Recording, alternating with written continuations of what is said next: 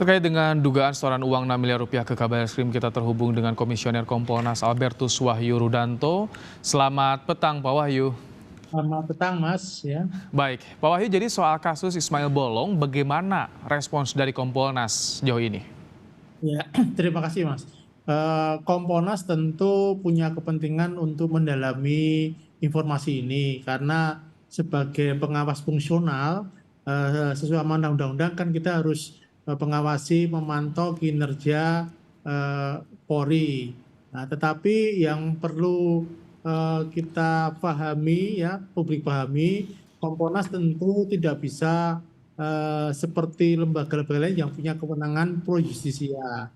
Sehingga yang kami lakukan, sudah ada langsung instruksi dari Ketua Kompolnas, Pak Prof. Mahfud MD, sebelum beliau berangkat ke Phnom Penh kepada kami untuk mendalami ini. Tetapi hari-hari ini para pejabat Polri kan sedang sibuk semua berada di Bali untuk pengamanan G20, Mas, G20. Jadi kami belum bisa secara langsung melakukan pendalaman, tapi tentu nanti pada akhirnya kami akan mendalami secara detail karena kan sudah beredar juga di publik mengenai skema, juga mengenai bocoran surat. Kalau untuk di Kalimantan Timurnya bagaimana? Apakah didalami juga kan? Yang ke Bali kan yang pusat, kalau di Kalimantan Timur tidak Pak Wahyu?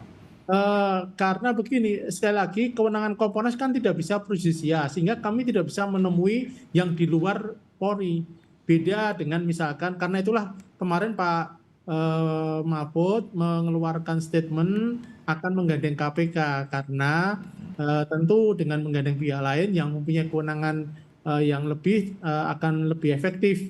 Ya, kami tidak bisa memanggil, misalkan memanggil Ismail Bolong, nggak bisa. Tetapi Polresnya misalkan atau Kapoldanya untuk klarifikasi bagaimana? Ya, kalau dari Kapolda menjelaskan karena itu terjadi pada Kapolda yang lama, Kapolda menyerahkan ke Mabes. Nah, itulah problemnya, Mas. Jadi kita kalau dari pihak Polda menyatakan berita yang skema yang beredar sebagainya, mereka tidak tahu menau. Sehingga yang kami lakukan sekarang ini kita ingin pendalaman lebih detail ke pihak yang berwenang, yang mempunyai kewenangan untuk menjelaskan itu. Jadi kami terus terang saja belum dapat informasi yang valid dan yang pasti mengenai tindak lanjut itu, Mas. Tetapi kami mendorong agar sesegera mungkin pihak internal Polri untuk secara terbuka ke publik, karena kalau tidak ini kan jadi bola liar, Mas. Semua orang komentar, semua orang, tadi saya dengar Pak Sugeng IPW juga meminta Itu untuk dari internal bentuknya seperti apa? Apakah audit atau langsung diusut pelanggaran etik, dugaan pelanggaran etiknya, atau bagaimana mendorongnya? Kalau kami tidak bisa masuk ke dugaan pelanggaran etik, tetapi kami bisa melakukan klarifikasi, Mas. Oke. Sesuai dengan kewenangan yang kami punyai, kami punya kewenangan klarifikasi. Karena untuk audit kami tidak punya kewenangan itu. Karena itu kalau nanti kesulitan, tentu saja kan kami juga melakukan MOU dengan beberapa lembaga negara.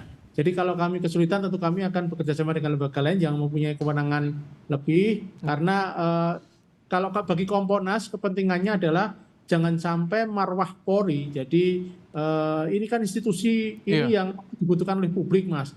Dan masih bekerja dengan rutin, dengan baik. Melebar ke isu saling sandra jenderal kah? Bahkan ada yang ini pencabutannya juga ada tekanan, dugaan tekanan, itu juga yang jadi sorotan Kompolnas. Iya, jadi jangan sampai ini mengganggu institusi, Mas. Itu yang kepentingan kami kan di situ. Maka kami minta sesegera mungkin lah internal Polri, Kapolri dalam hal ini untuk sesegera mungkin mengklarifikasi ini. Kalau memang benar ya ditindak, kalau tidak benar ya ada klarifikasi. Tapi yang pasti, yang jelas ada kepastian, Mas, sehingga jangan sampai ini berita ini menjadi simpang siur. Pak Wahyu, ini kan sebelumnya katanya pengakuannya pada bulan Februari. Apakah dari Februari hingga saat ini bulan November sudah ada profiling dari Kompolnas kepada siapa sih Ismail Bolong? Apakah betul soal adanya dugaan bisnis tambangnya seperti apa? Apakah ini sumbernya kredibel atau tidak? Iya, sejauh yang kami konfirmasi, Mas, bahwa Ismail Bolong ini memang punya set job bisnis badan tambang batu bara kemudian sudah mengundurkan diri pensiun dini dan sudah disetujui oleh Kapolda dalam bentuk surat pemberhentian dengan hormat. Jadi sekarang statusnya Ismail Bolong memang sudah bukan polisi lagi. Jadi sebelum keluar dari polisi sudah memiliki bisnis tambang seperti itu, Pak? Ya, bisnis tambang. Bagaimana detailnya kami belum tahu pasti.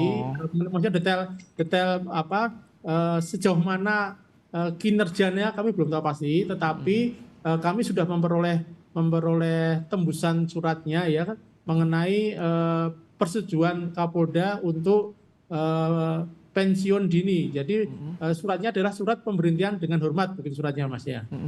Kalau ada anggota Polri yang seperti itu, ada punya side job bisnis kan rentan juga tuh ada konflik kepentingan, Pak Wahyu. Biasanya apakah dibiarkan saja mengundurkan diri atau harus ada audit dulu sih dari Polri agar clear semuanya? Ya, tentu yang benar harus clear semuanya Mas. Sehingga kami ini kan punya keterbatasan dalam hal jumlah komisioner dan dalam hal wilayah dan yang kami awasi kan 460.000 orang. Sehingga memang pada kasus-kasus menonjol, pada kasus-kasus yang menjadi perhatian publik, kami punya atensi khusus. Nah karena ini sekarang ini meledaknya kan baru-baru saja Mas. Memang betul Februari sudah statement awal, kemudian informasi bulan Paminal sudah memeriksa bulan Maret, lalu bulan April sudah ada dari Divkom. Nah, ini sedang kita dalami. Nah, untuk pendalaman ini kan kita harus konfirmasi dengan pejabat yang berwenang. Jadi tunggu ya setelah nanti dari Bali termasuk bagaimana ke Barreskrim juga untuk klarifikasi ya, Pak Wahyu. Ya, nanti akan kami sampaikan. Ya. Baik, terima kasih Albertus Wahyu Rudanto, Komisioner Kompolnas telah bergabung dalam program Kompas Petang sore hari ini.